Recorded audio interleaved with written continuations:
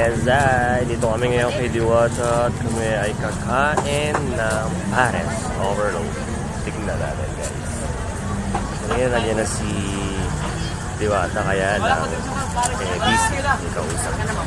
So, mamaya pag-picture tayo, patay natin.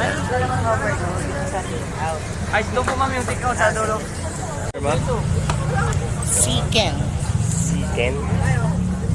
Asan na Yes, sabaw? finally, kakain ka na. Yan lang ko dito.